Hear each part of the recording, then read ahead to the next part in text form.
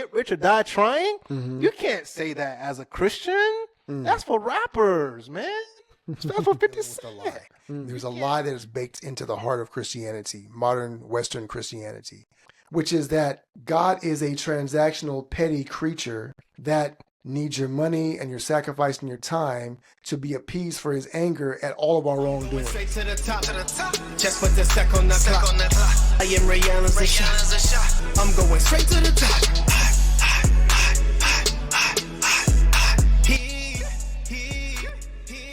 Yo, what's going on, everybody? Mike here with the Sports and the Real podcast, coming at you once again. As always, don't forget to like and subscribe and share, and tell a friend and tell a friend and tell a friend wherever you're listening and watching. Appreciate you guys hopping on for a few more minutes to check me out.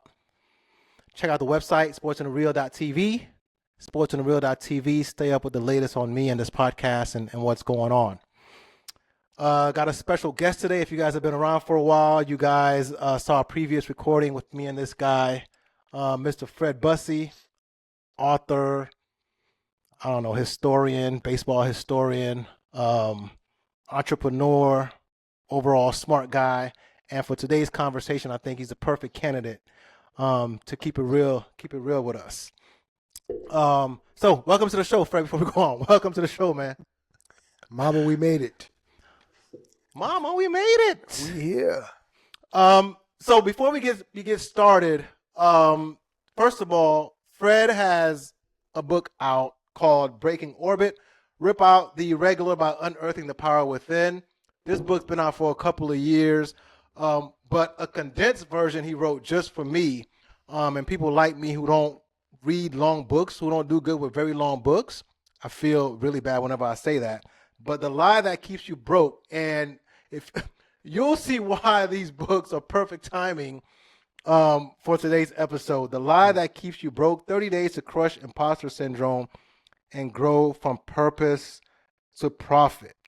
So check them out. Both are on Amazon, right? Both are on Amazon, but you can go to brokeliebook.com and get your copy of it. brokeliebook.com. Yeah, it's a long title to type in there. So it is. brokeliebook.com and Breaking Orbit. Check them out.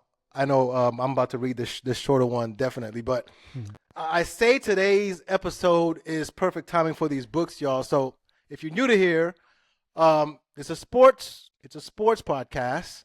But really, it's a podcast to draw sports fans in to have more real conversations, more practical, real life conversations, right? Sports is real, right? It's not a soap opera, although some think it's scripted. Sports are real, but they're not real life once it's 0-0-0 on the clock. And after the game's over, this podcast is kind of, it's intended to have these deeper conversations to help us with our mindset, our health, and our money. And today, this episode is part of my Money Talks series, #Money Talks, where I want to focus on money. And the reason I want to focus on money is because I've become pretty obsessed. I'm not going to lie. I'm going to use the word obsessed. I've become pretty obsessed with money and making money the last several years. Part of the reason why I'm so obsessed now is because for so long in my life, I wasn't. And the reason I wasn't, Fred, is because of how I grew up. Both of us really grew up in the church. And in the church, money wasn't good. Money was, in fact, evil. Money was the root of all all evil, some people said. And when in fact it's not, that's not even how the verse goes. Right. Some people, it's money. The love of money is the root of all evil. We heard that a lot. But I'm at the point, Fred, where I'm like, I don't even believe in that one no more. I don't believe that the love of money is the root of all evil. I just believe that there are evil people who do evil things. So you guys can miss me with that. With that one is money's the root. The love of money is the root of all evil. I don't believe it anymore. Rich people ain't going to heaven, right? It's easier for a camel to go through the eye of a needle. Stop me if you've heard this one. Than for rich people to go to heaven. Definitely. Store up your treasures in heaven where moth does not rot. I mean, obviously, I don't know what the applicability of that text is for today, but anyway, right?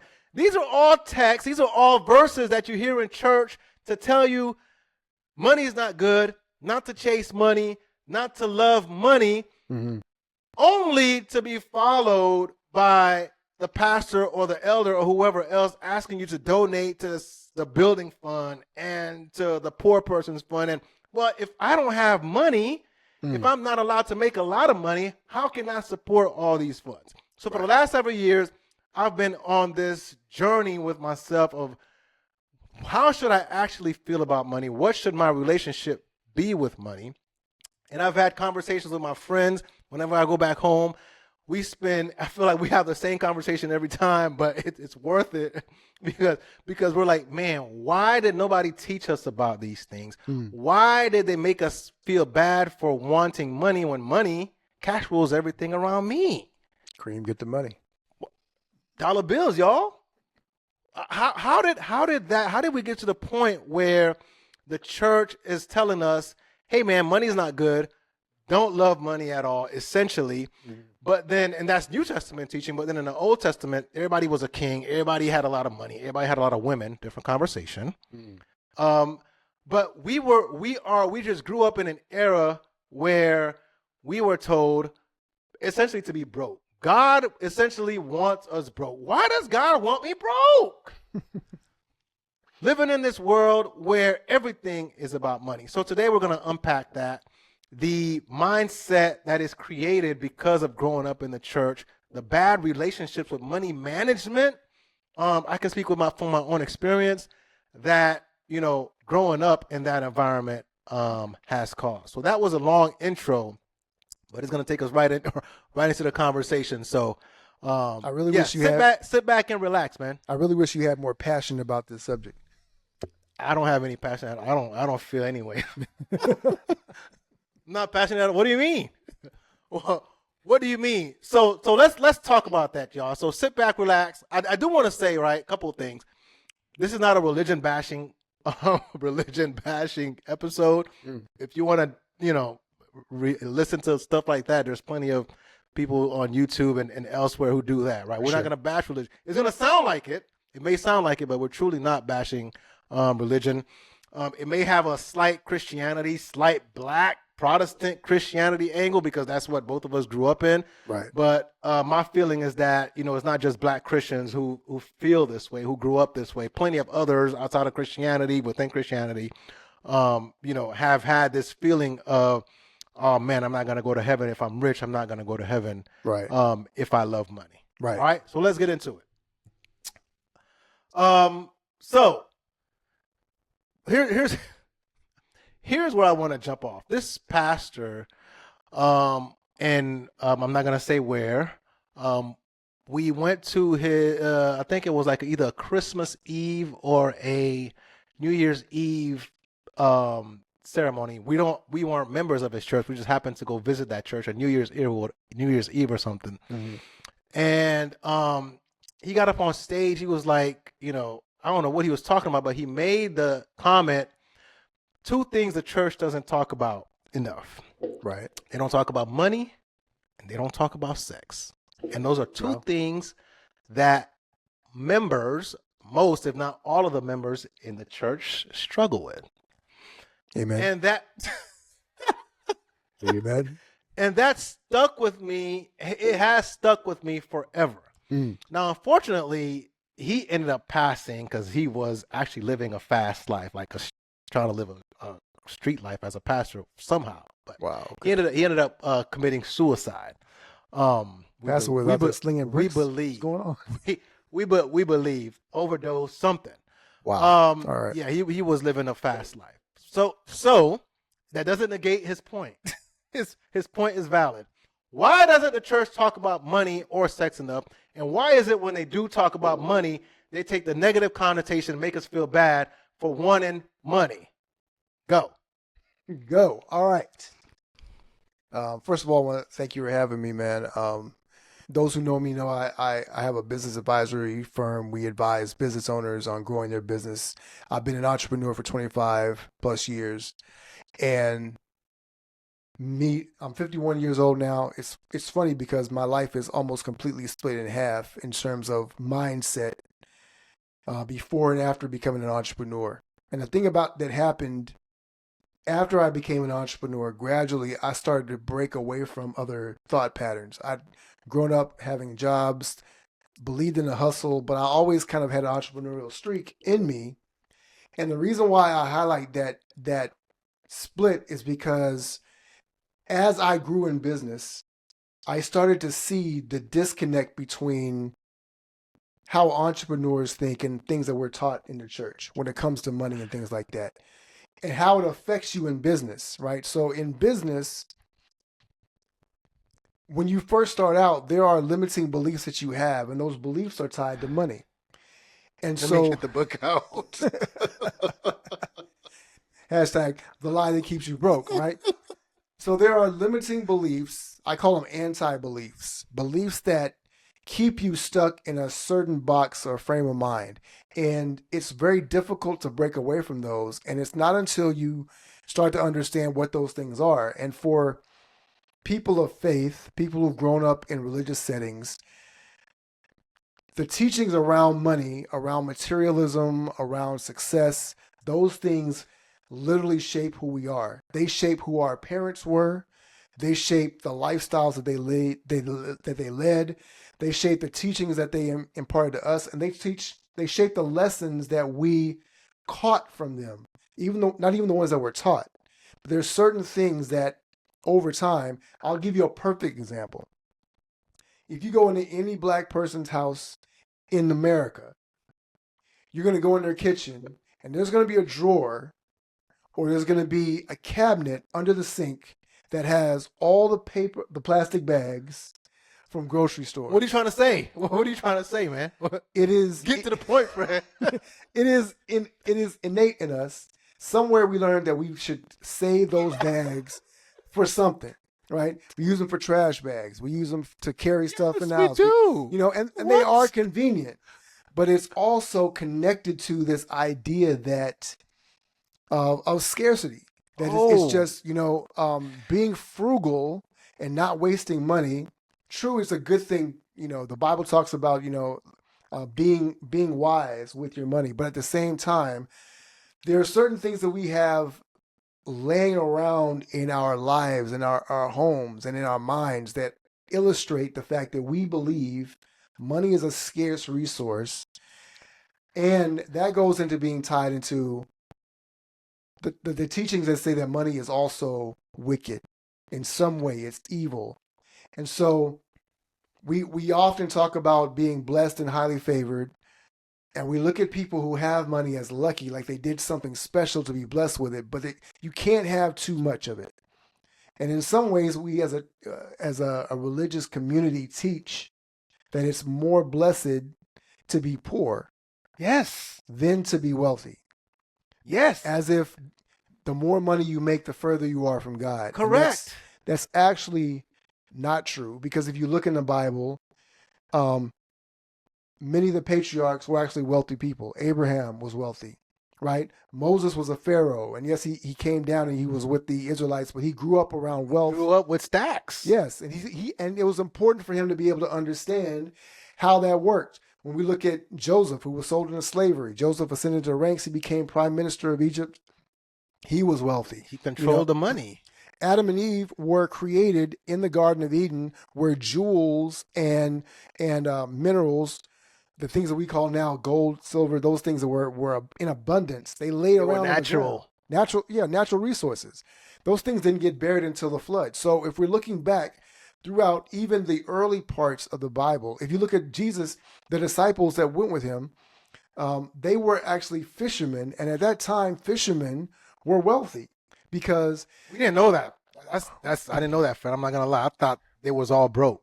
well, you would get that impression. But fishermen, remember when Jesus found them, he found was it Peter? He found Peter at his boat, Right. fishing with his brother, And he called them to come follow him, and they left what they had. But they had a business because at that time, and still actually today, shipping and fishing, having a boat was a big business, right? So they had wealth and they had the means. This is why you had a Judas who was keeping the purse.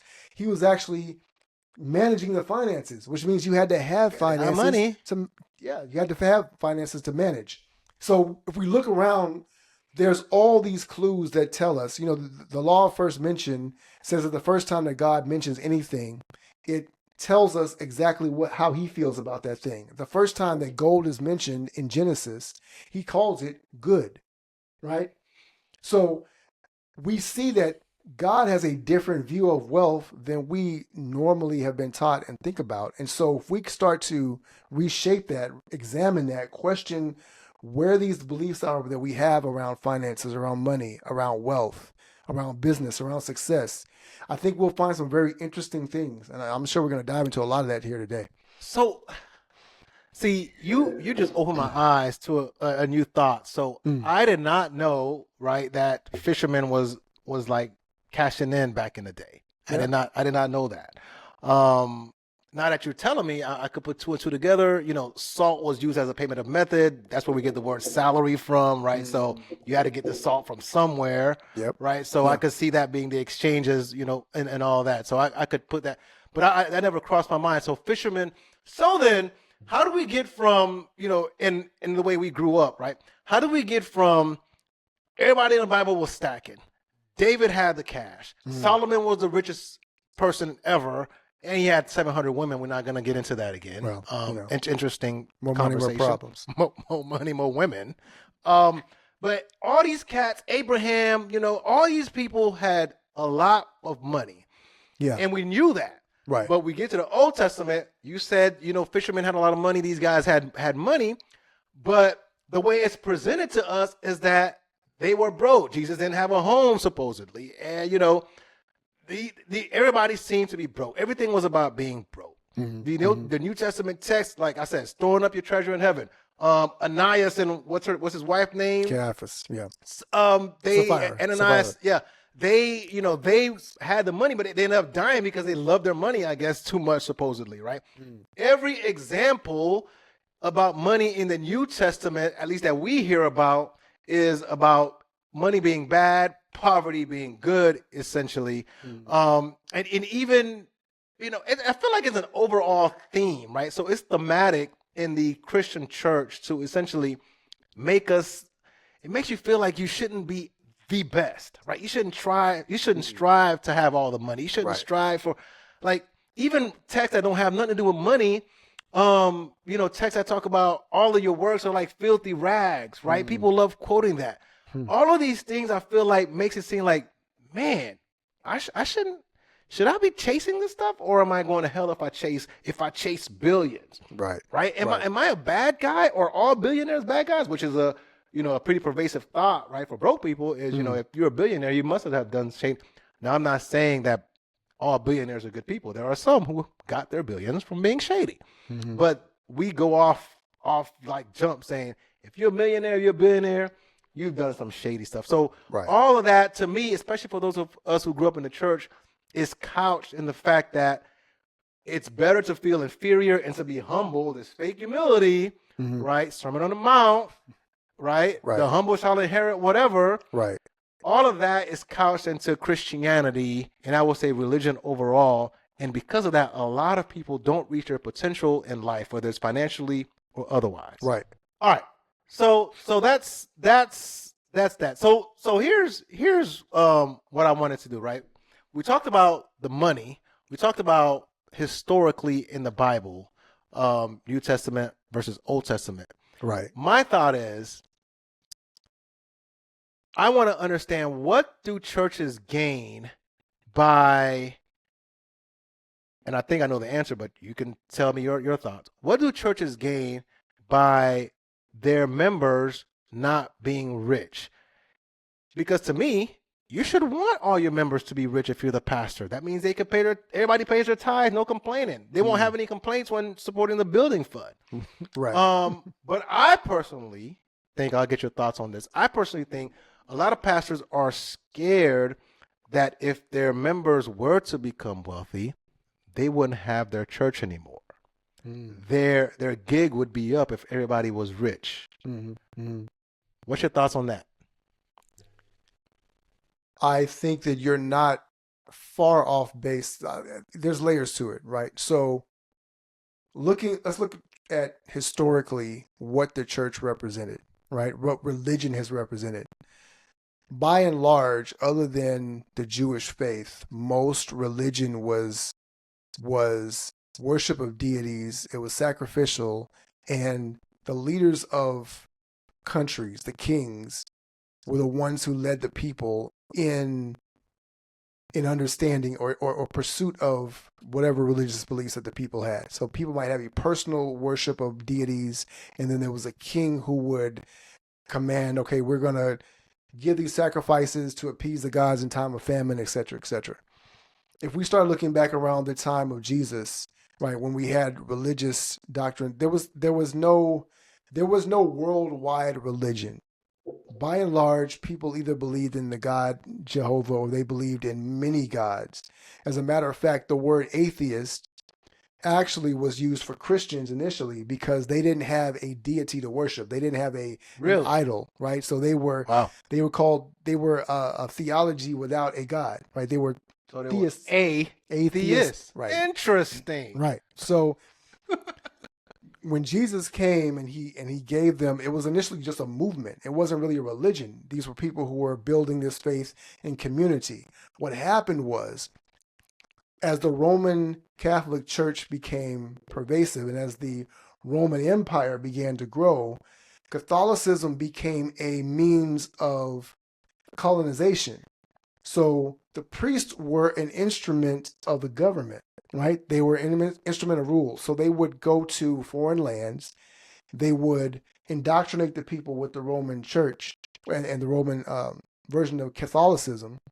And then they were able to convert them because many of the saints that are worshipped in Catholicism were actually gods that were converted from pagan religions. And so it was easy for people to convert because they would just make the equivalent of the God that these people worshipped in this foreign country into a saint, and so it became that practice. Now, of course, they added saints going forward. But and another interesting note is that Catholicism just means universal. Catholic just means universal. So it's the universal church. Right.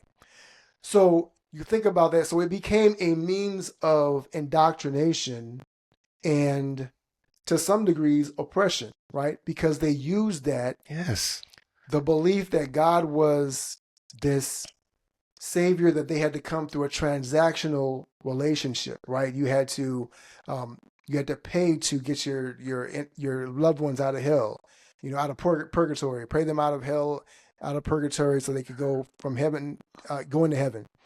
You had all these different things. And so even that transactional nature, transactional in terms of our spirituality with God, and transactional in terms of how you give to the church to curry favor with God. And it becomes this nature that, okay, my money goes to God to buy my salvation. Yes. Right? Now, as we've evolved throughout the years, some of that has faded, but it has just... Has it? Well, some of the overt language of that has faded, and those overt practices. But what has remained is the notion that God is a transactional being, right? And therefore, the other element of that is money has always equated to power, right? So the kings in ancient times, even up until America became a colony, 13 colonies, and became a country, it was unheard of for there to be a middle class. There was no such thing as a middle class. There were only the extremely wealthy and the extremely poor, right? You had lords and dukes who owned lands. People worked those lands. They worked on the farms. They had small villages where people might have a trade or a craft or something like that. But by and large, most people were poor. So in order for the people in power to be able to continue to remain in power and not be overthrown, because remember, there's a few rich and many poor. So in order to maintain that power, you had to have a structure in place that could dictate to people that they were supposed to be in the station of life that they were in. The revolutionary thing about America was that it was the first place, the first society where it became normal for you to be able to move up in social rank because you could own your own land, you could make your own money, you could build a fortune, you could become wealthy. There's a lie that we've been taught in school that the pilgrims came over here to pray, right? They came over here for religious freedom. Right. That's not true. It's only a fraction of what they really meant, right? Because they wanted the religious freedom, yes, but ultimately they wanted freedom from the tyranny of being taxed and having to constantly have their wealth be transferred continuously. And we kind of still have that ethos in America today. You know, a lot of the languages, you know, we want to avoid taxes. We don't want small government, those types of things like that. And so there's always that tension there. But here's the other part of it. The Roman Catholic Church, because it doubled as both a church and a government entity, right? Rule. A lot of the ethos of the government got infiltrated into the church. They became merged as one. And so morality and authority and power and money all became wrapped up into one. And so if I have the power to grant you salvation, I have the power also to control the money, then I am the one that gets to dictate how you should feel about wealth and money and power. I'm the one who gets to decide if you are able to have it.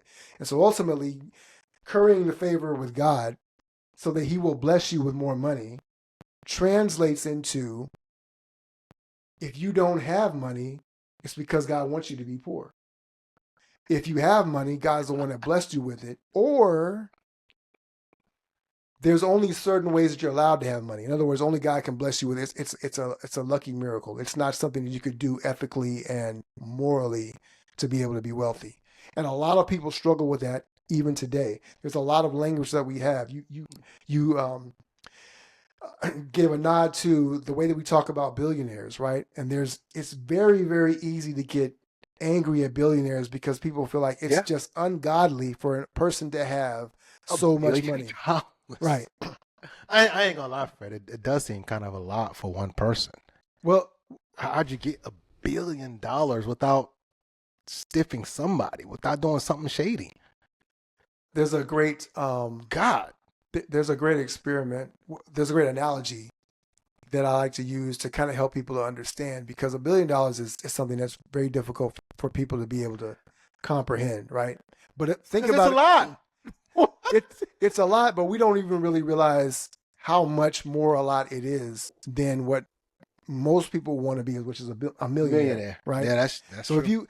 if every dollar represented a second, $1 million would be about 19 days. $1 billion would be, I don't want to get this wrong, about 36 months. Damn. $1 trillion. That is a lot. $1 trillion would be 37 years Worth of time. So when you say time is money, when you really put it in that equation, Musk got $1 trillion pay package coming up. I don't know if you heard about that. Yeah, that's crazy. That's a whole. That's wild. That is wild. First of all, Tesla is not a $1 trillion company. He has a pay package worth more than the entire company. That makes zero sense. So he thinks he can. They think he can get him there. That's his incentive to get him there. Anyway, off topic.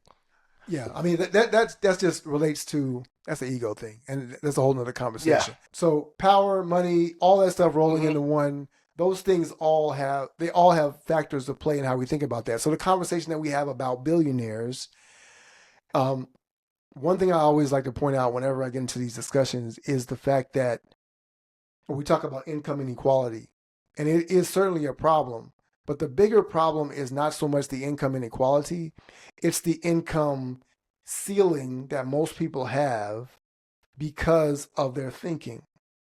And if you're trading your time for money in any way, there's no way for you to be able to make more money, right? It's the reason why income inequality continues to grow is because it's just math. If you have $100 and I have $1, you can afford to invest $10. That's right. Right? It would take me 10 times as long just to get the $10. So I would have enough to be able to invest, but I would have to invest everything I have, where you only have to invest 10%. Plus, I know, right? What also separates us is the knowledge, which is part of why I have this podcast, Right. Sports in the Real, right? Because a lot of us, because I'm gonna blame the church, right? So here's the deal, right? Before I get back on that, society as growing up, doesn't position us, right? You talk about America's where, people can go up the ranks or whatever. Right. But in actuality, society doesn't prepare you to move up the ranks. But society, in actuality, prepares you to stay right where you are, be a good old boy, be a good old girl, don't break the rules. If you break the rules and you fall out of order, you're going to get your hands stopped. You might get in trouble. Yeah. Right? When in actuality, the people who actually rise through the ranks are the people who actually, for the most part, actually separate from the rest of the pack. Society, whether it's school, right? School just teaches you to stay in line, how to follow orders until you get a job and you're still following orders. Yeah. Church, even worse. Not only follow orders, but don't try to chase money. I talk about this in the book, right? One of the things that happened before the late 1800s, there was no such thing as a public school education, right? So it's interesting that the educational system and the Industrial Revolution coincided. Mm-hmm. It also coincided with a lot of immigration. We had a lot of people coming from the Italians, people who were coming here from other countries. There was no American ethos, right? There was no American culture. It was the Wild West literally everywhere because you had so many different cultures that were coming together and they all had their own culture clashing. You had the gangs, you see it in the Gangs of New York movie where people are fighting literally, it's brawls and things of that nature.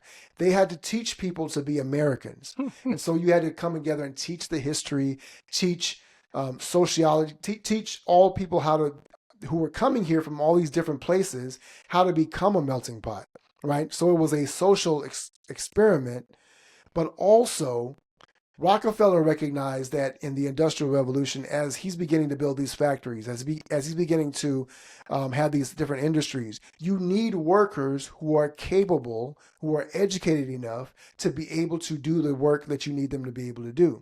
So that's where that aspect of it comes in. You need people to be taught how to be workers, not how to be taught. Because remember, America was a place where you could come and you could make your fortune. People were coming here. They were going to the West. They were claiming this land. They were foraging for gold. They were speculating on oil. They were trying to become wealthy. That was the dream. And people had their own farms. They had their own land. They had all these things. There was no worker class. Everyone worked for themselves. So you needed people who were being conditioned and programmed to believe that this was the way to go. And if you look back 100 years versus how it is now, it's a very different landscape, right? 125 years ago, turn of the 20th century. So now it is understood or expected. You go to high school, you learn a trade, or you go to college and you learn a skill, you get a job. And it used to be that your belief was, well, I'm going to get a job. I'm going to be here for 40 years. I'm going to retire with a gold watch and a pension. And now people do skip jobs from a career. People may have 11 or 12 different career changes, right? They may go to school for 10, 15 years, getting multiple degrees and certifications and things of that nature. So the idea is that you're continuously being conditioned and adapted. And what that does is it teaches you that the only way to raise your income earning potential is to get another degree, is to get another certification, is to get a promotion. Better job. And promotion requires you to fall in line, to do what the company says. Take more orders, et cetera, et cetera. So all of those things are factored in, right? And then if you factor in religion, and you factor in the fact that very much religion is top down, right? So it's what the pastor says. It's dictated by this set of principles and doctrines that all reinforce this idea. And so even the notion, one of the things that irritates me to no end is when we see the minister have to beg the members to give for some special initiative, right? And I hate it because Why do you hate it? I hate it because we're taught that we serve a God of abundance, and yet we seek things as if we have to beg for everything. But Fred, they have to beg, bro, because everybody's broke. Right. Well, at least not, maybe not the modern churches, but the churches I grew up in. So I grew up in a background of immigrant churches, in the United States, late 80s, early 90s, right? When we were growing up, when I was, 8, 9, 10, years old, all through my teenage years. Right. These were immigrants, Haitian immigrants. And the churches, down the street, were Jamaican immigrants, and everybody was always broke. And I say everybody, like 99.99%. These were broke people working in very low end jobs. Like, they couldn't survive. Mm-hmm. So the pastor had to beg, bro. What do you mean? These people they had to beg. But honestly, which is a point I wanted to make, a lot of people, yes, the pastors had to beg, but a lot of people willingly sacrificed, which is another problem I find with the church, is we are asking poor people, a lot of poor people, to sacrifice for, like I said, the building fund or poor person's fund or end of the year sacrifice. And because of that, a lot of people grow up with bad money habits because they are always feeling like, oh, I can sacrifice, not just in church, but I can sacrifice my rent, my bills to do this, right? I can sacrifice my mother, right? If my mother doesn't go to heaven, nobody is, all right? Because she lived, when we were growing up, she lived a life of always sacrificing. She never missed a tithe and offering payment, like none of that. And she was not making any money. Single mother, my father passed when we were young. Single mother, immigrant, not making much money, but she's always tithing, like always giving her time. And that, I felt like that stayed with her throughout life, even after, her kids grew up and became successful. And if you ask her, she will tell you that those sacrifices, her tithing all the time, as opposed to putting her rent in jeopardy, she will tell you that those things are why her kids are successful. Those things are why her 3 kids never went to jail. Her 3 kids didn't do drugs. Like, her 3 kids aren't 6 feet under. She will tell you that those sacrifices are why her kids are where they are, as opposed to other people's kids, where there are plenty of other people who did the same thing and their kids ended up doing whatever, right? So it's not valid. I try to tell her that. And to this day, the lady is now retired, fixed income, but she will not miss a tithe payment. Yeah. She is stuck on that. And again, it's not church bashing, but we got to call a spade a spade. The church programmed my mother and people like her that it is better to sacrifice. Sacrifice is better than obedience, man. How many times have you heard that? Whether it's relevant to the conversation or not. Right. So people are programmed to sacrifice. They are programmed it's better to be poor.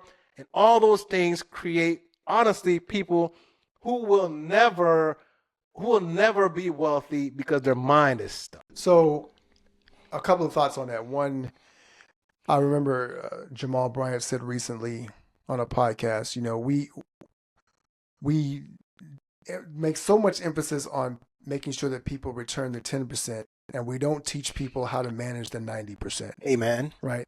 So the issue is not so much that people are sacrificing the 10% that they can't afford. The problem is that the 90% won't cover the rest anyway.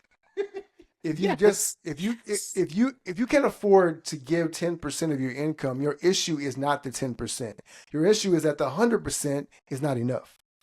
And life only continues to get more expensive, right? So if your income can't grow, if you don't have the capacity to be able to expand your resources, you're always going to be compressed by the pressures of the market, of life, of expenses from day to day. It's never going to get cheaper to live, right? Not in an economy that we have. We see this in every society that's out there, whether it's inflation going through the roof in Argentina or wherever the case may be. Even here in America, right?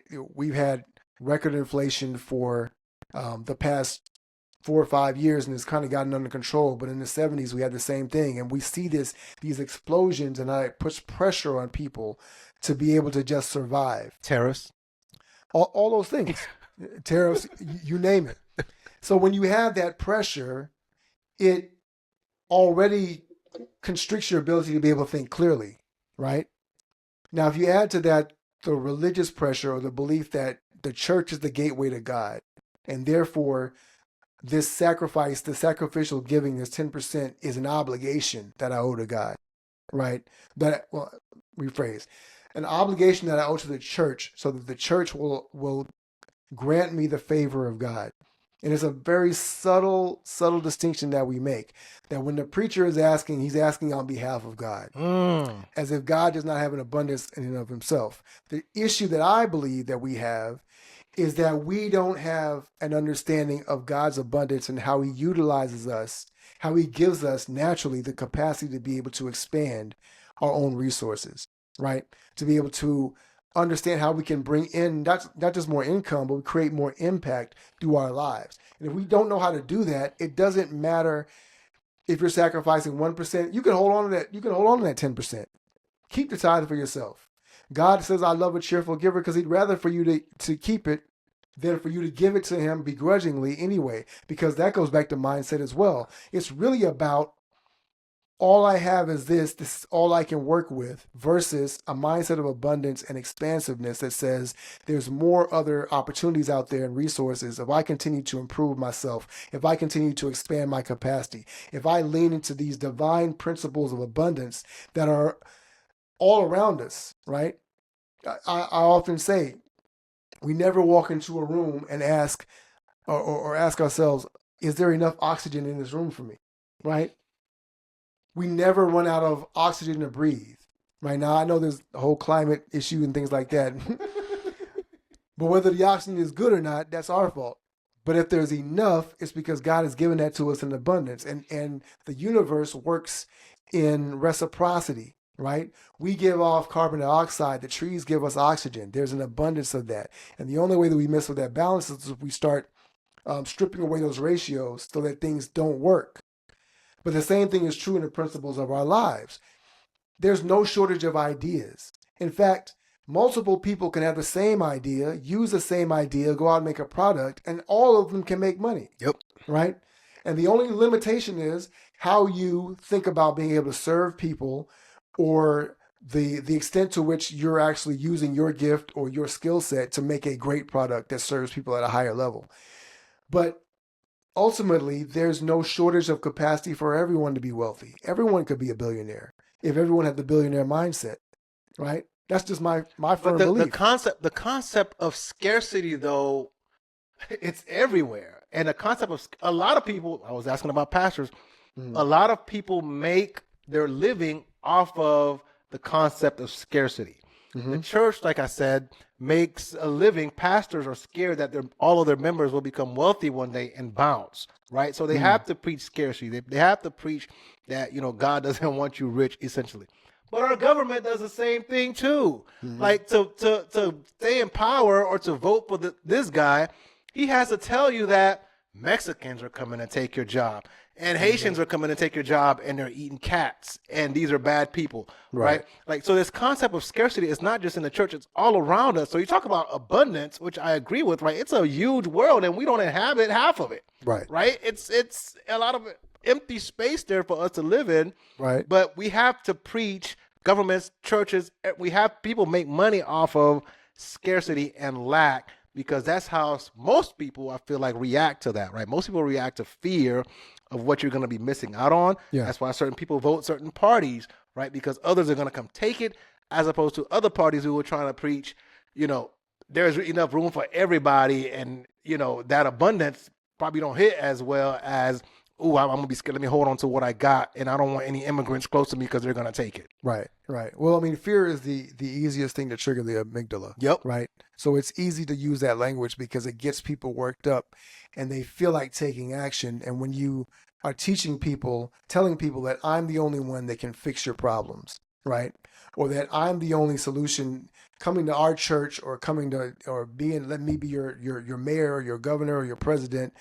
This is the only way for your problems to be solved. And it actually, it pushes people to think in terms of the lowest common denominator, right? It teaches people to be able to minimize their thinking so that they're only focused on you doing everything for them and making it easier, instead of empowering people to access the abundance that God has created this world with. And as placed within us as a capacity to be able to be even greater. And that's where I feel like the church has fallen short, because we teach these things in scripture that we don't actually practice. We don't actually believe that it's possible to perform miracles and to be able to reach the world and to impact people in the same level.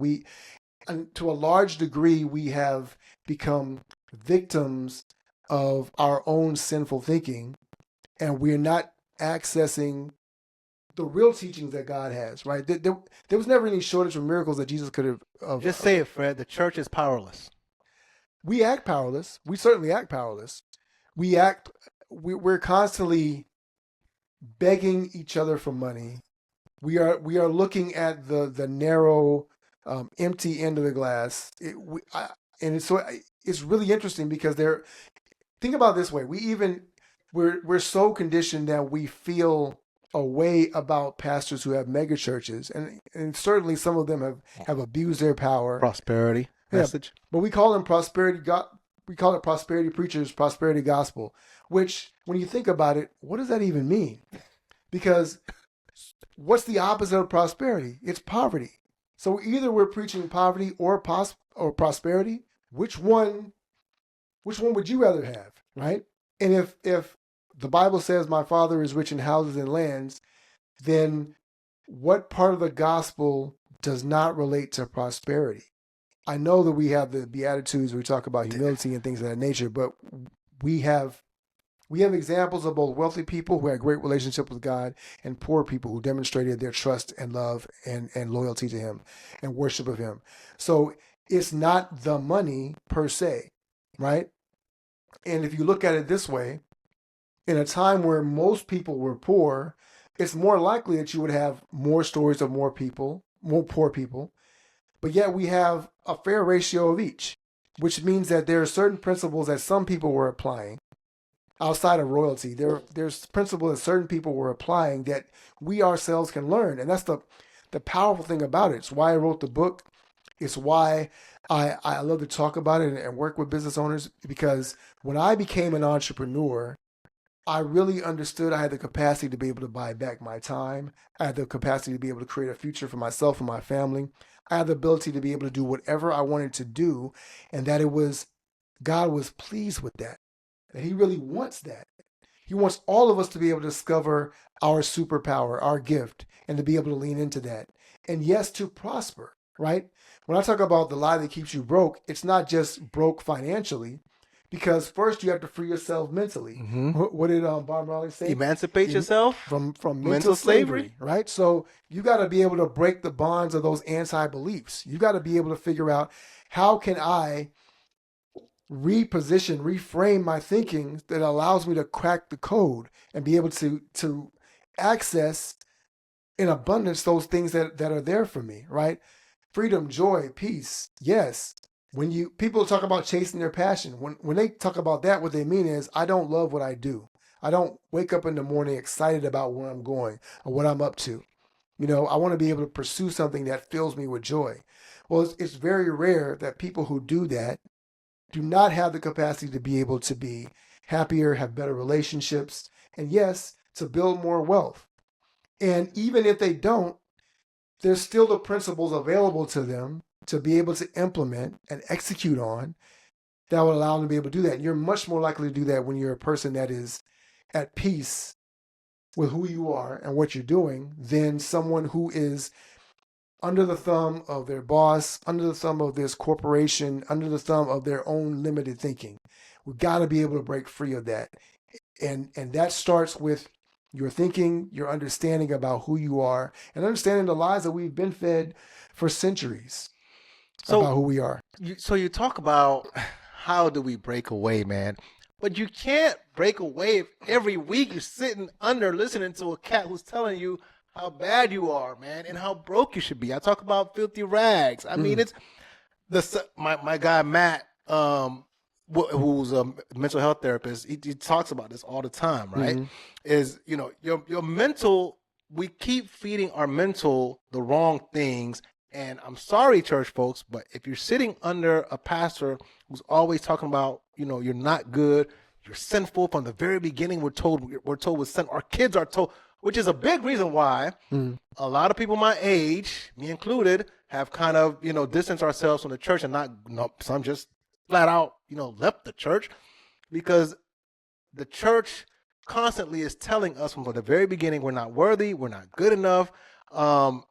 People's prayers, if you hear some people pray, like their prayers are terrible because God, forgive me for this sin and that sin and that sin, and I don't deserve this blessing. How many times have you heard that in a song?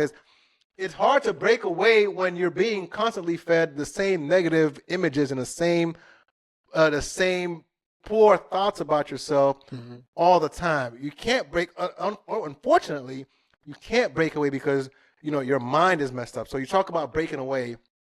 I had a guest on a podcast last year, and she recommended a book called A Happy Pocket Full of Money.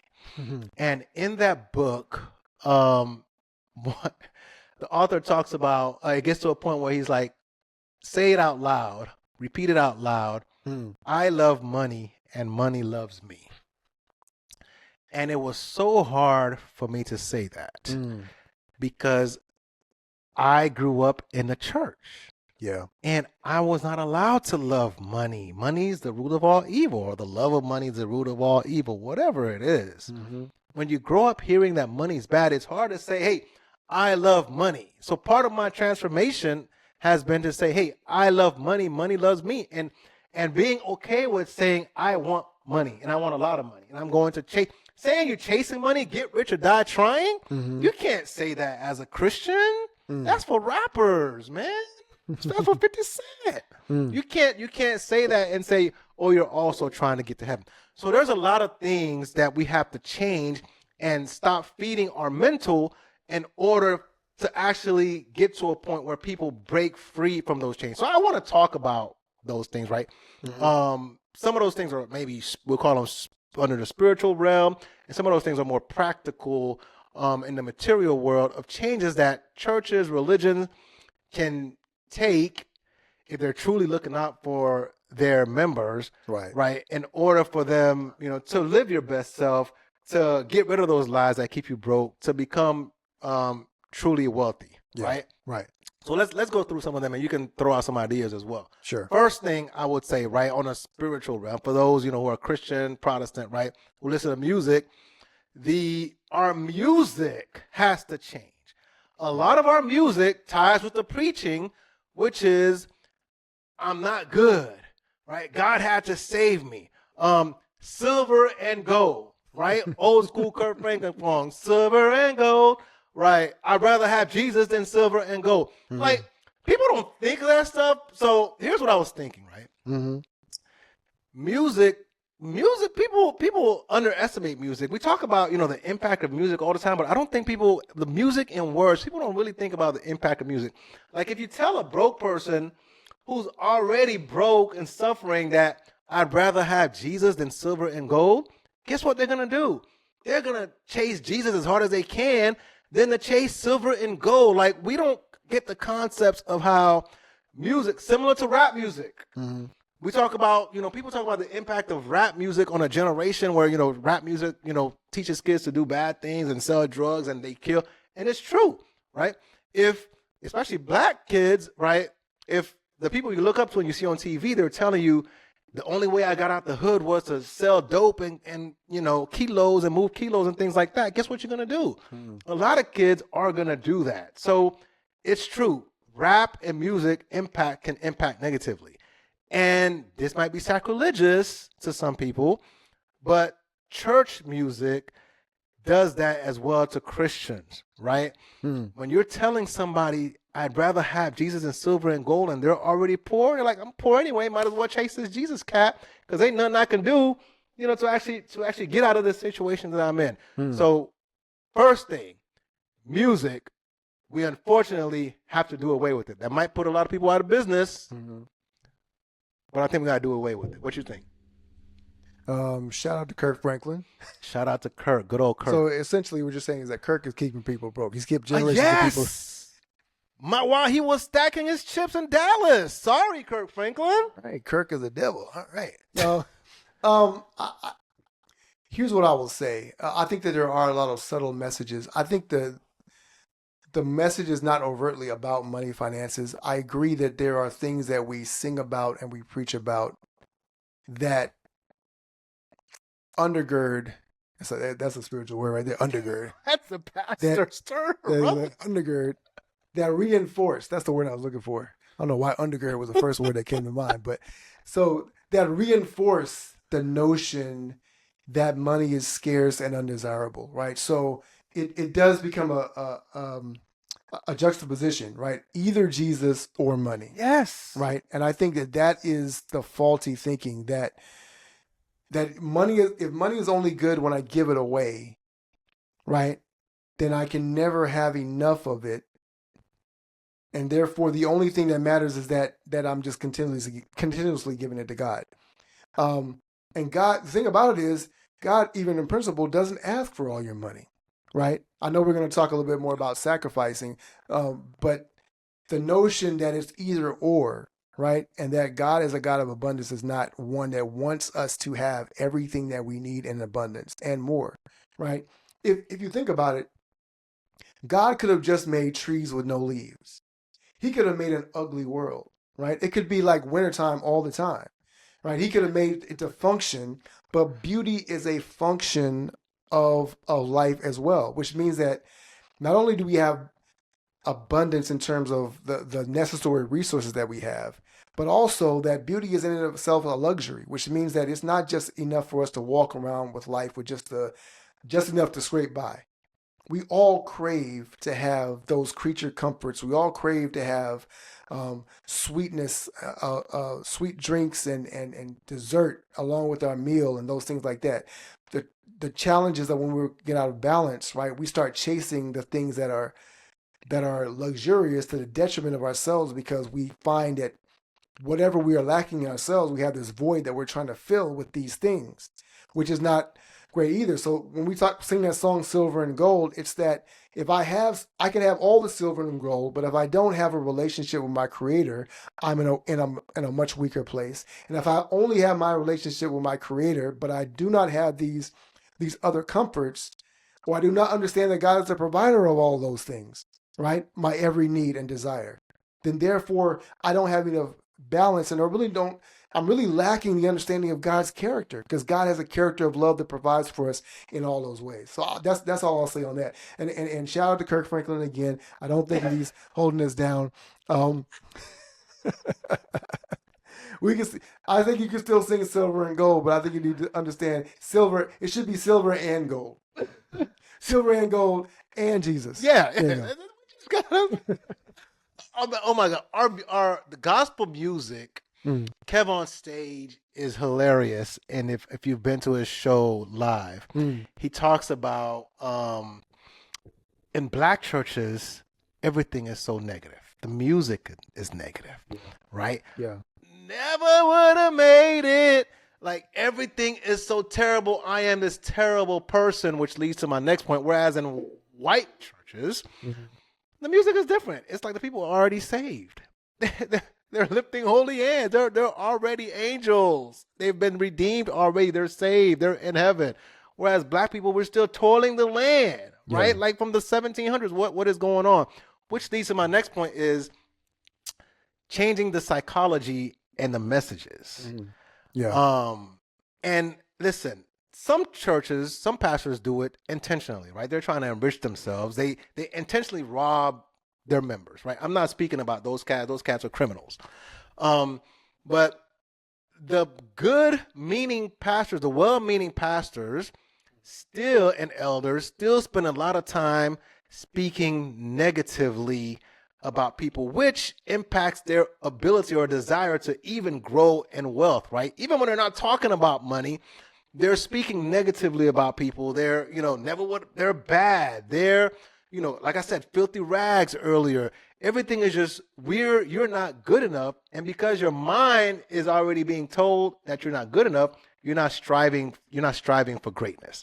Yeah. Right. So second point, I think recommendation is we got to change the way we talk about it. Unfortunately though, Fred, and maybe you got insights on this, especially Christianity, I don't know how we break away from that, because Christianity is Jesus died for you. You were a sinner. You were a terrible human being. And if God didn't die for you, you're not going to heaven. You probably wouldn't even be here, right? Without Jesus, I wouldn't even be alive, right? That's what we tell ourselves. So how does Christianity, being a religion of poverty, we'll say in quotes, because that's what we preach for the most part. Yeah. How do we break away from that? This is a whole conversation. So I've been on a journey myself over the past several years, and I've talked about this before.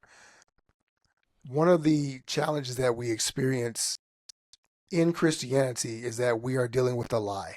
And there's a lie that is baked into the heart of Christianity, modern Western Christianity, which is that God's law functions like human law.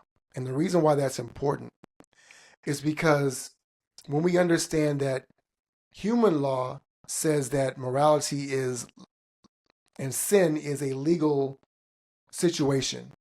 It's legal accounting. You have to account for all of your wrong deeds. Gotta pay. Right? You got to pay. And the penalty must be imposed by death and by power, by force. God's law is actually design law. It's actually how the universe was designed. It's the laws upon which the universe functions.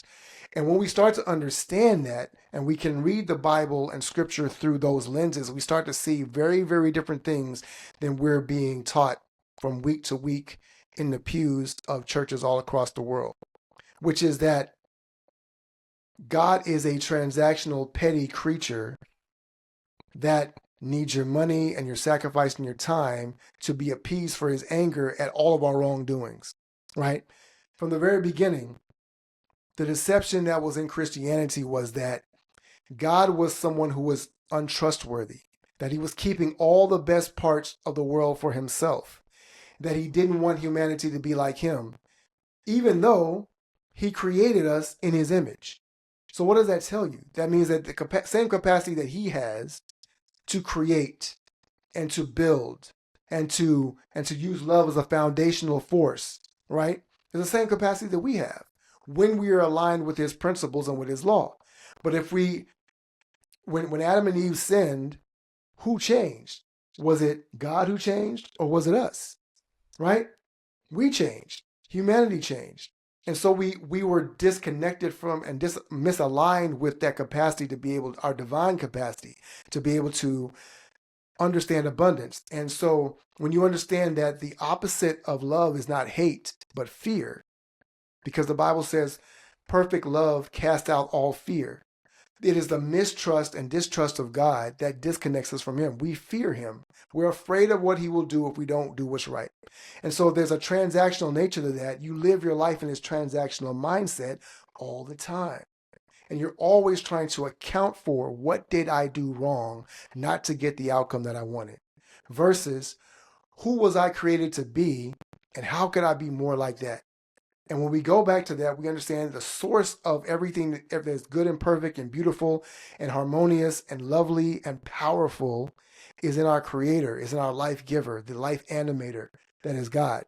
When we understand that, then we have a different capacity to be able to reach into a different stratosphere when it comes to the life that we can live and the expectations that we can have for ourselves and for our relationship with God. And most of us, by and large, do not do that. We are consumed religiously with the notion that Jesus came and died for us, that basically God sent his son. He killed his son. Yes.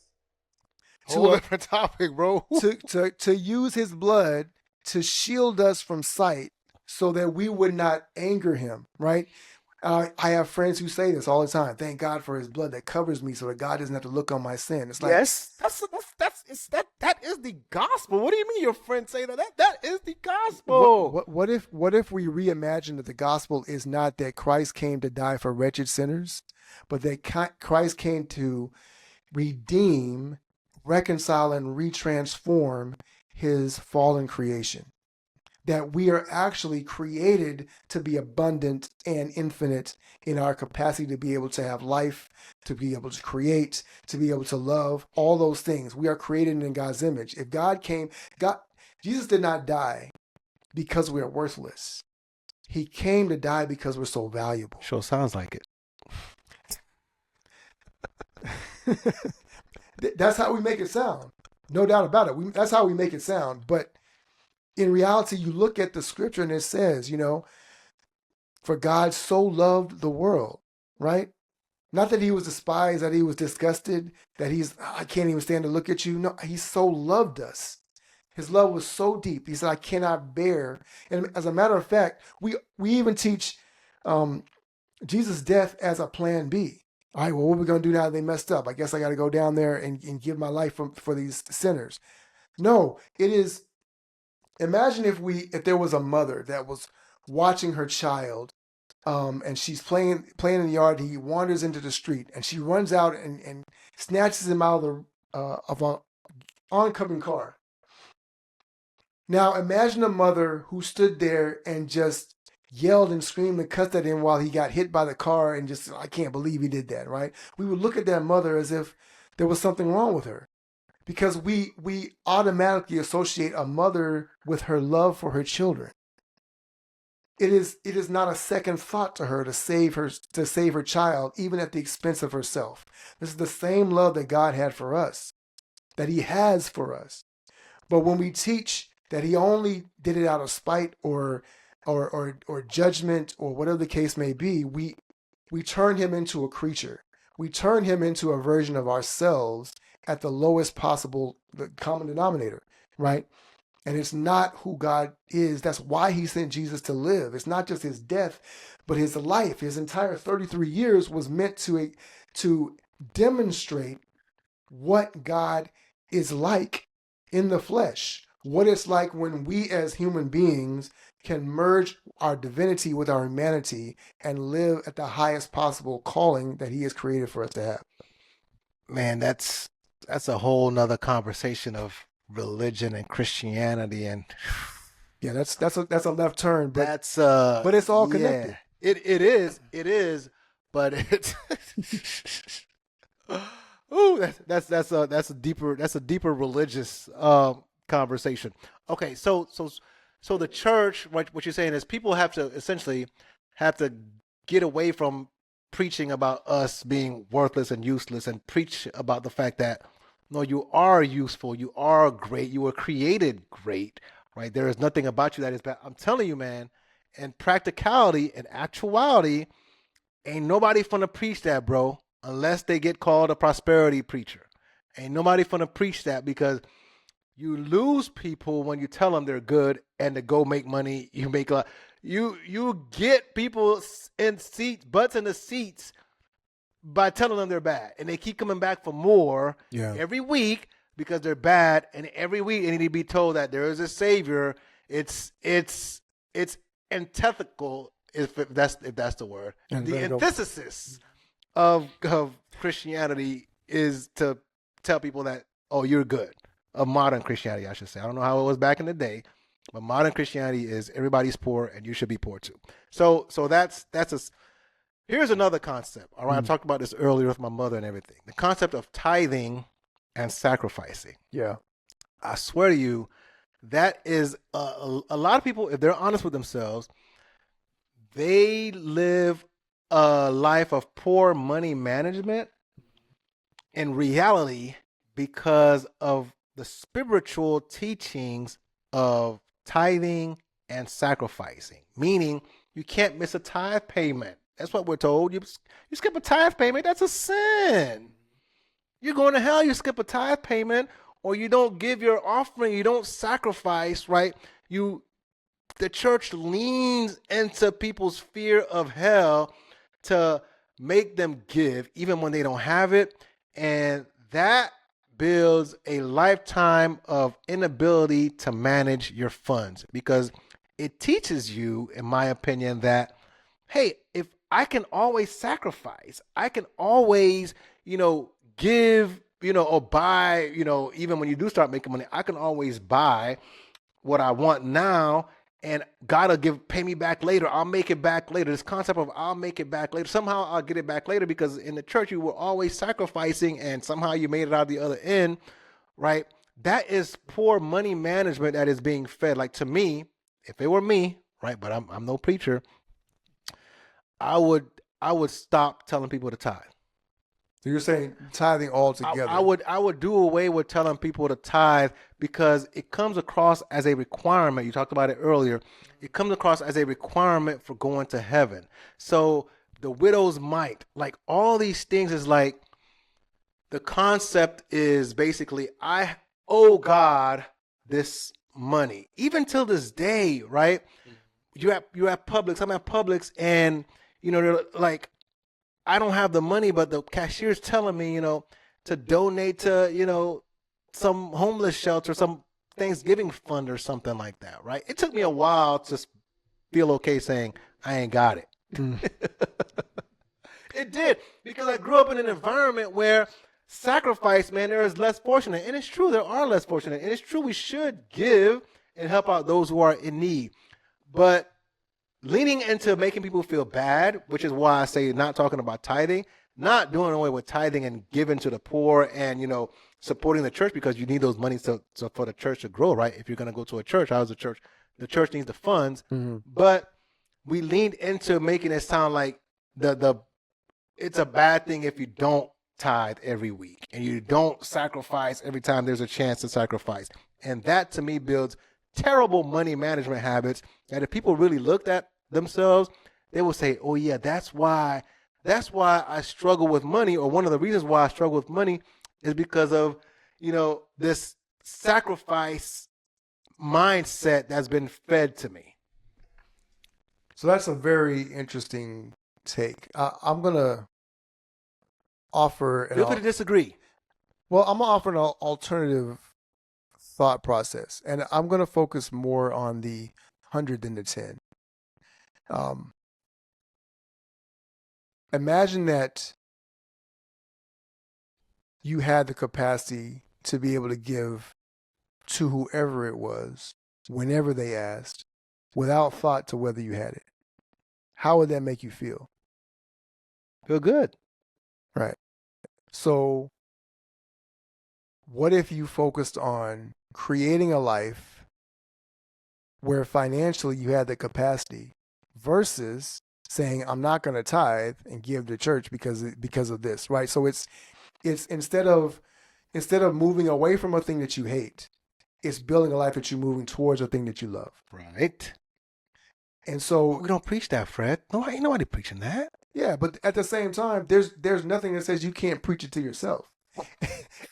And what I'm saying is that the Bible actually talks about this. Like it says, it's better to give than to receive, right? But it also gives you the principle, so you are in the position to be the giver, to be the head and not the tail. But to be the lender and not the borrower. Can I cut you off, bro? Yeah.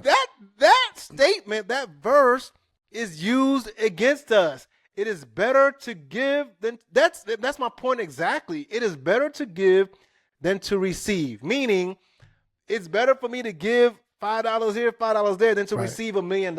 So even that text that may have supposedly supposed to be a better connotation to it, right? A better meaning to it. Right. These things are turned negatively. It's better to give a little bit at a time, I'm struggling, than to receive and be like, oh, I have all the money in the world. That's how it's preached to us. I agree that's how it's preached. I also think that what we get to understand is that there are principles in the Bible that teach us how to be in the position of the giver, to be in the position of the lender.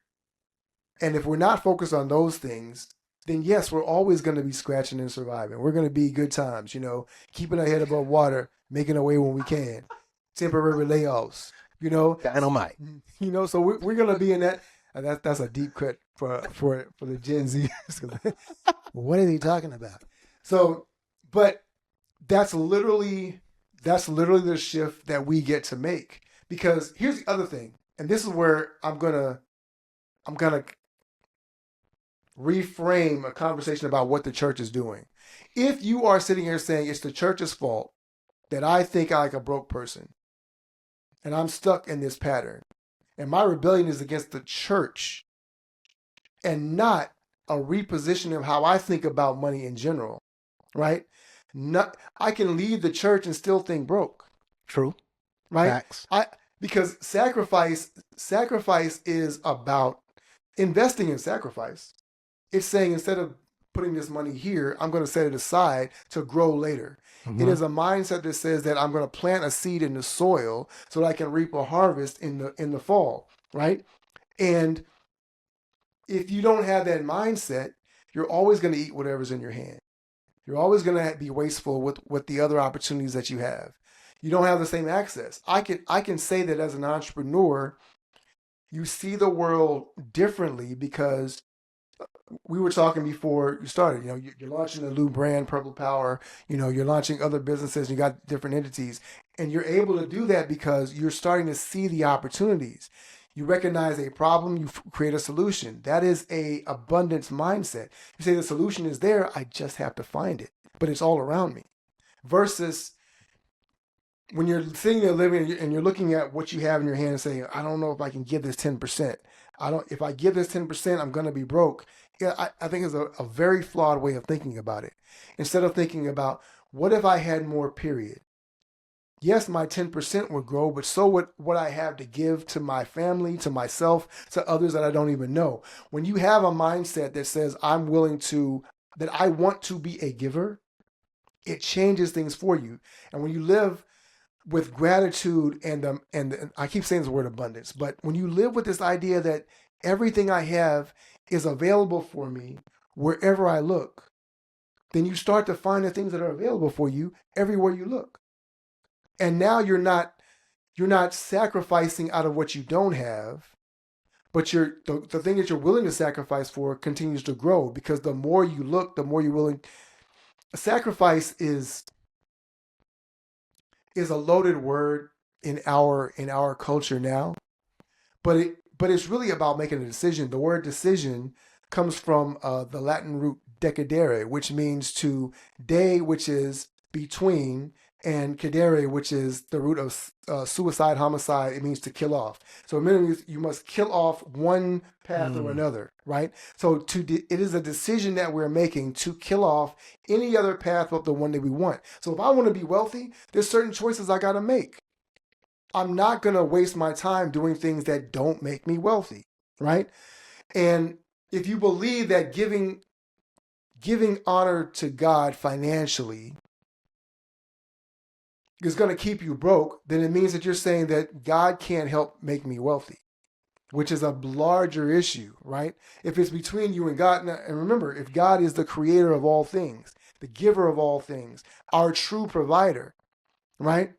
What we're really saying is I'm the provider and God is the taker. Yeah? Yes. So if you feel that way, but he's got all the abundance, he's got the houses, so I'm going to go off and get my own thing, then that's a framework of thinking that I think is a very dangerous path to go down. Not because it's not about heaven or hell. I think it's a highway straight to scarcity. Because now you are looking at this thing and you're looking at your creator as the one. That's essentially what we were talking about before. When the serpent deceived Adam and Eve, he said, you're lacking something that God is keeping from you. And the only way to get it is to disobey him. Because what he's telling you is not in your best interest. Mm-hmm. And so every time if we sit down and we're looking in our wallet and we're saying, I ain't got it, right? I can't afford to give this. Then what we're doing is we're saying, God, I don't trust you. I don't trust what you're saying. And this is not about what the preacher says. Because I do agree that there's a lot of misinformation and misinterpretation of what the scriptures are. But fundamentally, beyond church, you and God get to have a conversation and you say, what is it that you require of me? Right? If you don't trust what he says in his word, and he says it, he's like, taste and see that I am good, bring all the tithe into the storehouse that have been meat in my house, and I'll prove you now herewith, right? Which says, he's like, try me, bro, and just see if I'm lying to you. How do we reconcile that though, Fred? So before we leave that point, yeah, how do we reconcile that, the concept, and the reason why I am the tithing part sticks with me is because again, growing up in an immigrant church or even black churches, right? Right. Like, bring ye all the tithes into the storehouse that there may be meat in my house, and prove me now, herewith says the Lord of hosts, if I will not open you the windows of heaven, that there shall not be room enough to receive it. Yeah. Right? Now, the black church is a bunch of poor people. But whether we want to admit, it's a lot of poverty in the black church and immigrant churches. Immigrants tithe, like I said, they tithe all the time. They will not miss a tithe. You might as well kill them if you tell them to miss a tithe payment. Right. They're waiting for the windows of heaven to open. Yeah. And if we're just speaking frankly and factually, the windows of heaven have not opened for some. And they may never open in the sense that they're expecting it. Meaning, I pay $5 a tithe here, like a stock market, I expect $10 back, or a business investment. Yeah. So if the church tells me God will open the windows of heaven when I give money, the blessing I expect back is money. Not that my kids are successful like my mother believes, right? That her tithe potentially paid for her kids to be successful, even though she's not going to use those words, but I know that's what she believes. Right. That is the reality of it, is that a lot of people are waiting for the windows of heaven to open up, so they give and give and give earnestly, and they sacrifice earnestly. And truth be told, honest conversation, real talk, the windows of heaven never opened. So money isn't magic, it's math. I talk about this in the book, The Lie That Keeps You Broke, shameless plug. There's a story in the Bible about a widow during a famine, and she and her son are sick. Yep. Well, they're hungry. There's down to the last. Down to the last. And Elijah the prophet comes to her house knocking on. He says, I need some food. Do you have anything to eat? She's like, all I have is this little bit of bread that me and my husband are going to eat. Me and my son are going to eat, and then we're going to lay down and die. Yep. Right? And he says, give it to me. And so she gives him of her last, a sacrificial gift, right? Because of that, and I don't know if she's thinking in her mind, like, what difference does it make? We're going to starve to death anyway, so I might as well give it to him, you know. But there's a couple of principles at play in that story. One, she has a generous heart, right? And so there is something about people who open up their hearts versus shutting it down. And here's why. Because she was willing to do that, Elijah then says, what do you have in your house? And she says, I have a little oil. And Elijah said, okay, I want you to go around to all your neighbors, and I want you to borrow pots. And then I want you to start pouring that oil into these other pots. Now, what does that mean? It's symbolic in that as she began to pour the oil, it resembled her heart. She was willing to open up her heart and pour out what she had, this generosity, this desire to say, okay, this man is about to starve to death too, but I will give of him what little I have. Remember, she had a little food, and she was willing to give that. And then she was willing to trust. She was willing to be obedient and hear him and his guidance. And it was essentially a business plan. He said, pour the oil. And she kept pouring the oil, and it kept coming. And the oil didn't stop until she ran out of pots, which means that had she borrowed more pots, she would have had more oil. But she went and sold the oil, and she had enough money to be able to sustain her and her son until the famine passed. And she had essentially a business plan. Now, what does that teach us? When we are not focused, when we don't understand what our oil is, we miss the math that is staring us in the face. When we're sitting there saying, well, God will open up the windows of heaven, we act as if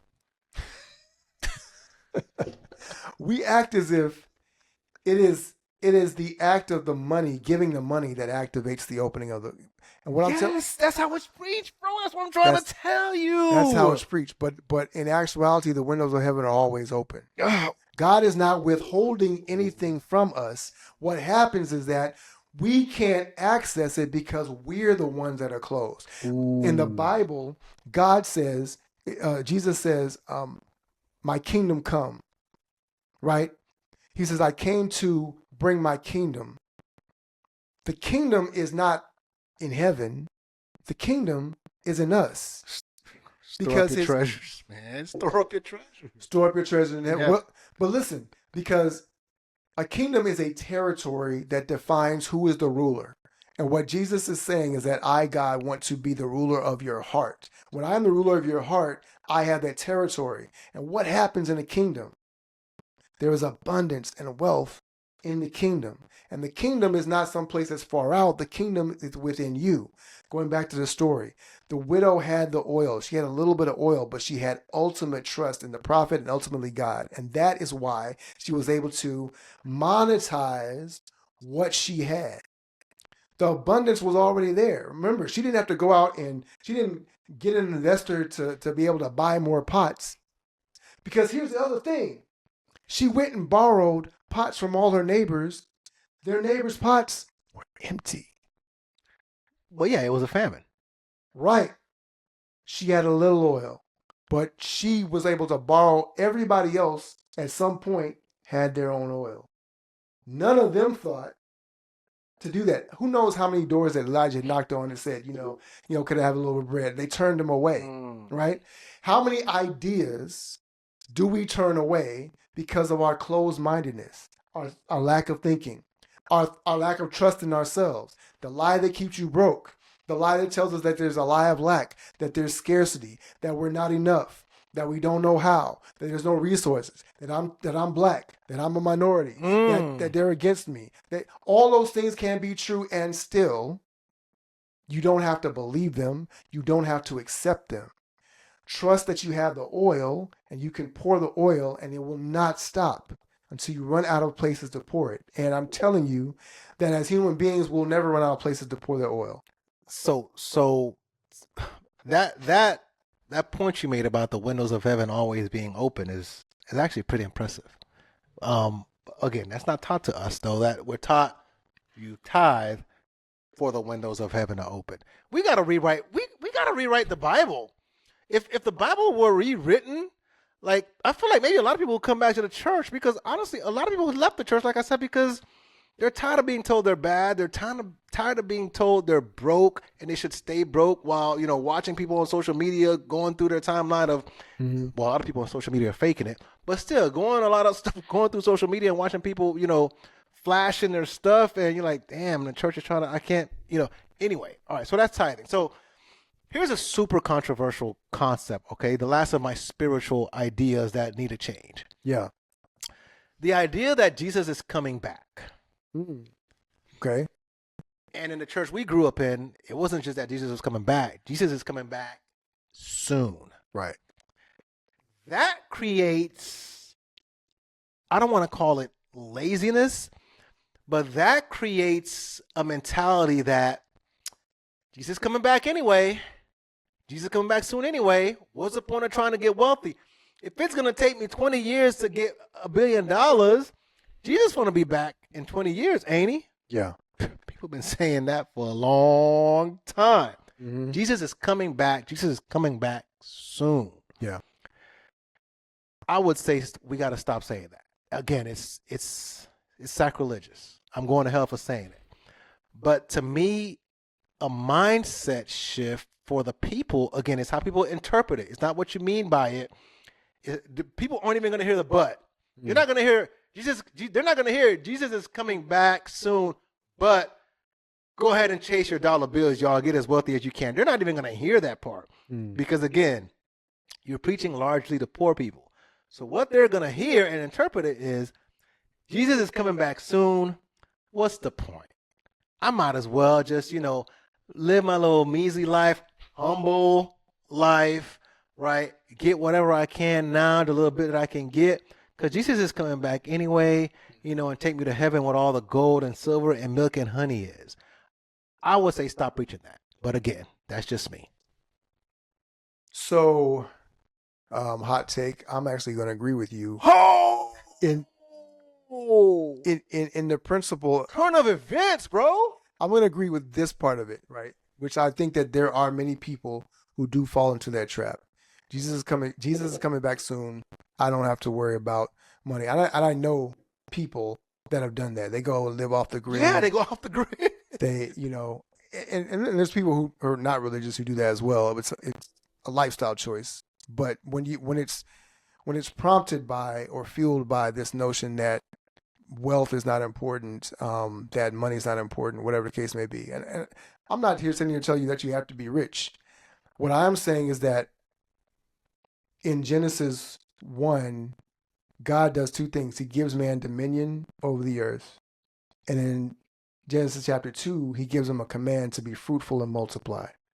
There's a framework I use called the orchard principle, which talks about the fact that wealth is an innate principle in the universe, and we see it all in nature, right? So if you look at an apple, the average apple has between 5 and 8 seeds. Now, each seed can produce a tree. Each apple tree can produce between 300 and 700 apples, which means that on every tree, with all the apples, that's there are somewhere exponential. between 2,000 and 20-some thousand seeds. Each seed represents a tree. Every tree, and what some people see, they will see an apple and they will say, this apple represents an apple. When I eat it, it's done. Other people will say, oh, there's a seed in this apple. I can plant a tree. And some people say, in every apple is a seed, and in every seed is an orchard. And when you look at it that way, you can create infinite wealth because there is no limit. As long as you have enough land, you can continue to plant enough seeds, to plant enough trees, to create enough orchards, to continue to amass a fortune, right? And there's nothing in that contradicts any belief that God is coming back or that you're not living a life that you should, because all you have to do is plant the seed and water it. And whatever your seed is, it is the capacity for an orchard. And following the command that God gave us when he first created us, which is to be fruitful and multiply. And every tree, the reason why you know that it is what it is because it creates fruit. It produces fruit from what it is. And so if you are a believer in an abundant God, you will create and produce out of that creativity and that abundance. That is how we know, because Jesus is coming back for his people. And so how will he know who they are? They're the ones. They're going to be broke. The broke ones. That is not the point. The point is that we often have been taught in many religious circles that life is so wretched and poor, and we're so pitiful. God is coming back to save us from this horrible condition, right? What I would counter with is that God came to save you in your condition for transformation so that you can become a transformative force in this world. Because the only way that the catalyst for Christ's second coming is his people sharing his love, sharing the gospel of his love, sharing the gospel of his true character as a creator and an abundant provider for his creation. And that's counter to all the fear and negativity and scarcity that we are infected with in this world. So that's how I would push back on that. I believe you are correct. There are people who accept that the second coming is an excuse to be lazy, an excuse to be poor, an excuse to lean into that. All I would say is that you have a choice about what you believe. Yeah. I mean, and you're right. Listen, man, I'm saying it facetiously in a way that the church will stop preaching about Jesus coming back soon. Because there are people who aren't Christian, like you said, who are living off the grid. The world is coming to an end, so they're, whatever. So, but Preppers. But again, I get these commercials all the time when I'm watching TV now of these companies. I'm not gonna say anybody's name. Basically, doomsday, right? Preppers. But it's again the environment that you're in. If every week you're hearing the same message that you're bad, only the rich are gonna go to only the poor are gonna go to heaven. Yeah. And Jesus come back. Like it multiplies, man, and it serves to keep you down. So those are my spiritual recommendations of can the church change their teaching so that their spiritual teachings aren't keeping people broke. Now, real world, real life, modern day, 21st century applications of what I think. So, like the pastor I mentioned, I referenced earlier, right? Who says, the church doesn't talk enough about money and sex. The church needs to talk more about money, point blank, and in a matter of fact way. They need to talk about it honestly and say, hey, man, here is how the church can generate so much revenue by simply freeing its members from the shackles of this poverty mindset, but have practical money conversations. For example, AI is coming. AI is going to take a lot of people's jobs. It really is. How many churches you think have had a conversation? How many pastors? I'm not talking about, a seminar where 20 people show up in some Wednesday afternoon or something at 5 o'clock when people are at work. How many pastors have got up on stage, you think, I've got up on stage and said, hey, AI is coming. And a lot of y'all are going to replace if you don't skill up. Right. How many people you think have had that conversation? I would say zero. Absolutely none. Right? How many pastors you think had an honest conversation Sunday morning, 11 o'clock service, Saturday morning, 11 o'clock service, whatever your beliefs are, right, when you go to church, have had a practical conversation about food stamp, SNAP, all these benefits being taken away. Not we're going to have a food pantry because everybody has a food pantry now, right? Churches say, well, we're a modern church because we give out food to the needy. No. How do you prepare people so that their income now can get to the point where they can excel in a time where others are going to be lacking, where their benefits are going to be cut off, where their health care is going to be cut off, where AI is going to take their jobs, right? How many churches have had conversations about crypto? Crypto is scary to a lot of people. It still is. They don't know what it is. Meanwhile, all the big banks are investing in, crypto and, stable coins and, digital money, basically, right? Like, the church needs to sit down and have honest, practical conversations about money. Again, this is going to get me sent to hell.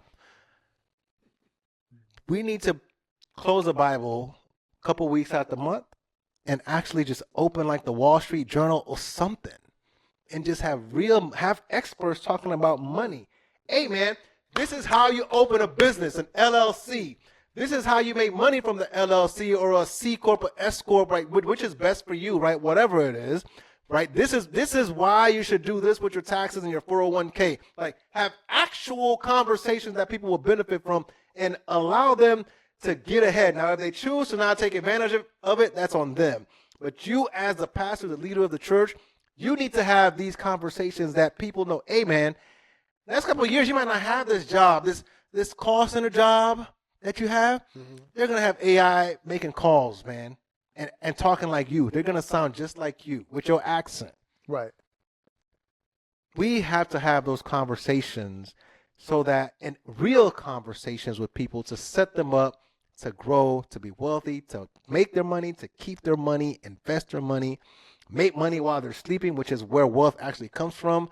Like, all of those things are real conversations that churches need to have instead of hiding them away under a 5 o'clock in the afternoon, come back later when nobody's coming back to church anymore. Right.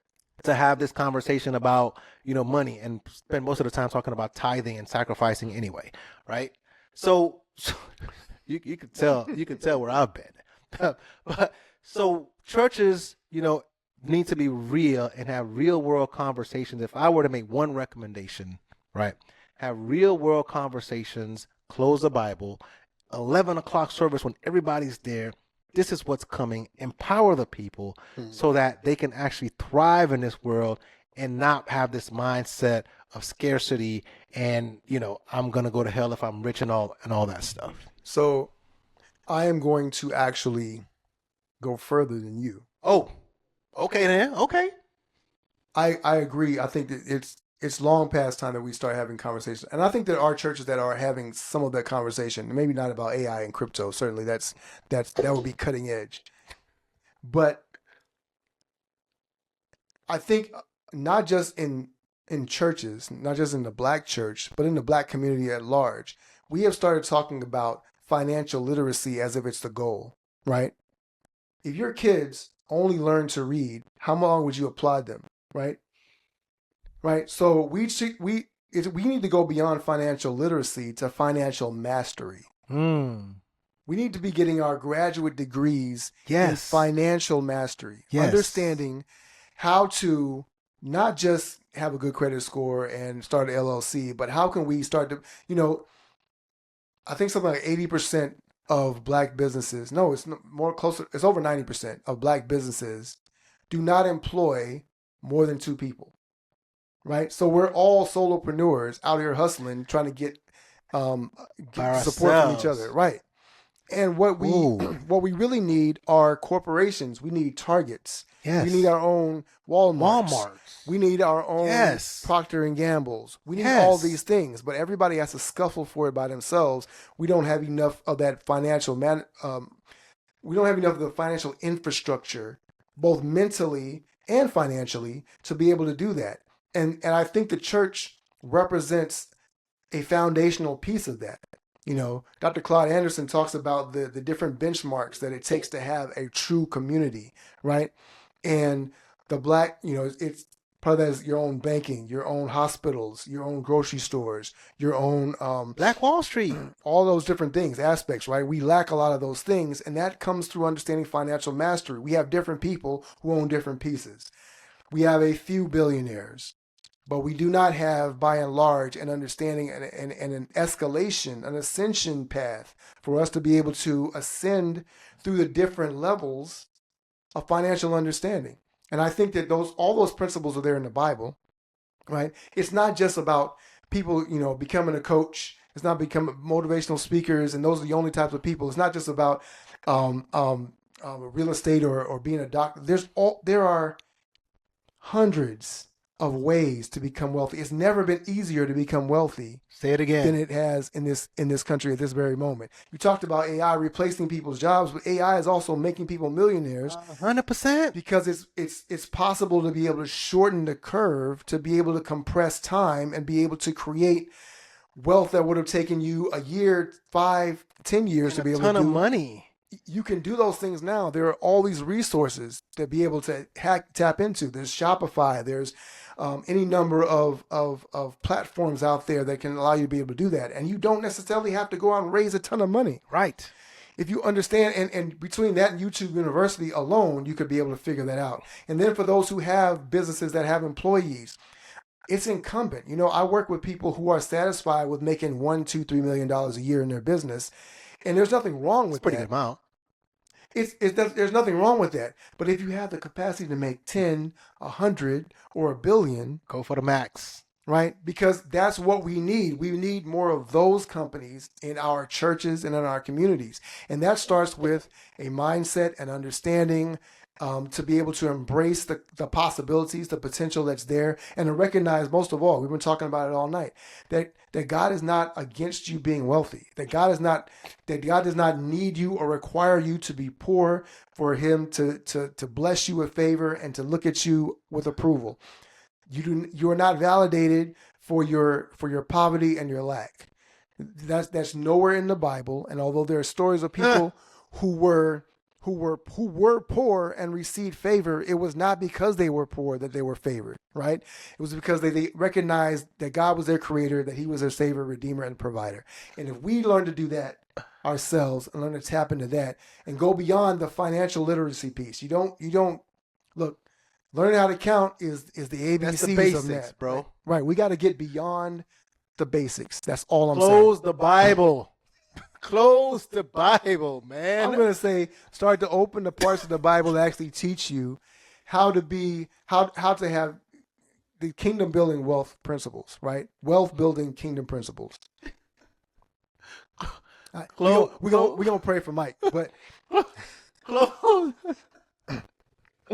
close the Bible and talk about real life ways, practical ways. Have some experts instead of paying people to come talk about or sing about.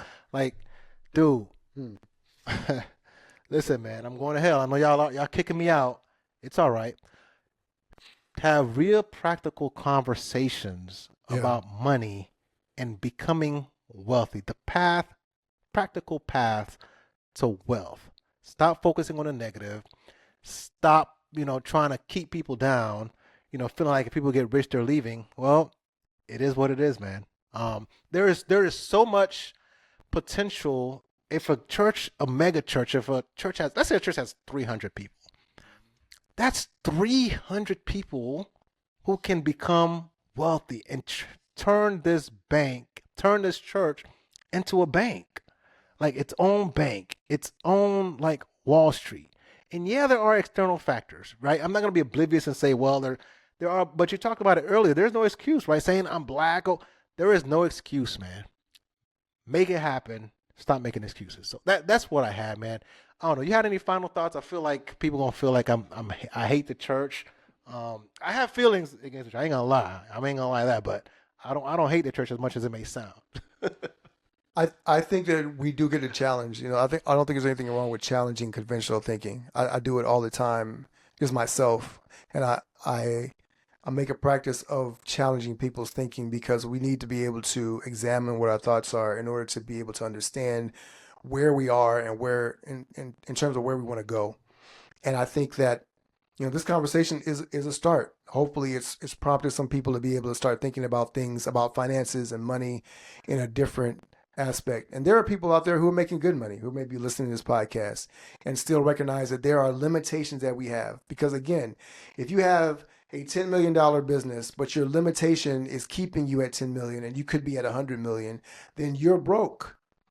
If you've reached this edge, and being broke includes mental, emotional, relational brokenness, right? This feeling that I can't have better. I can't have a better marriage. I can't have a better relationship with my kids. I can't have a better relationship with my parents. I can't access the things that I want to be able to do. I'm tied to this career or this business when I really want to be able to do this other thing over here and create more impact in the world, to be able to be a servant at a higher level.